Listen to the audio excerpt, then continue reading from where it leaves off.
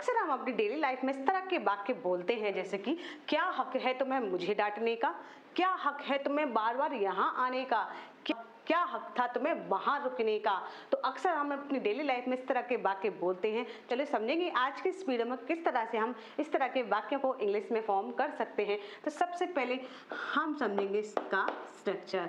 इसका स्ट्रक्चर है what right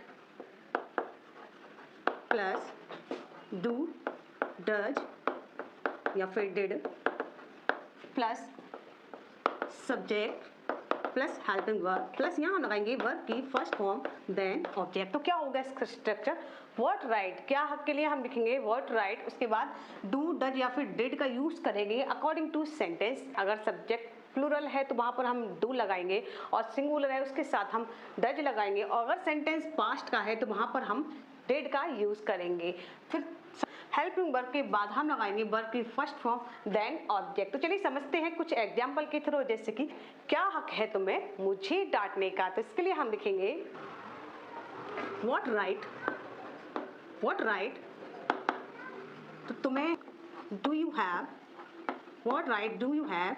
इसके बाद हम लिख देंगे do you have to scold me, डांटने के लिए हम लिखेंगे scold me.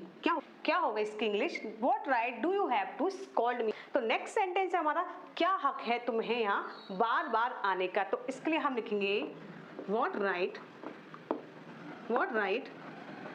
Do you have, what right do you have यहाँ बार बार आने का। तो इसके लिए हम लिखेंगे कम हेयर बार बार के लिए हम लिखेंगे अगेन एंड अगेन। क्या होगा इसकी English? What right do you have come here again and again. तो नेक्स्ट सेंटेंस है हमारा क्या हक था तुम्हें वहां रुकने का। तो इसके लिए हम लिखेंगे क्या हक था what right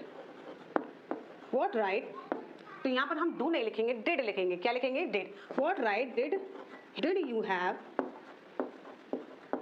to stay there.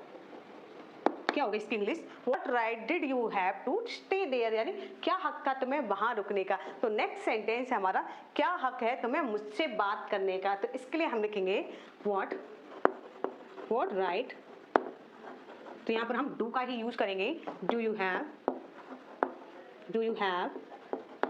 To. इसके बाद मुझसे बात करने के लिए हम लिखेंगे टॉक टू मी। क्या होगा इसकी इंग्लिश?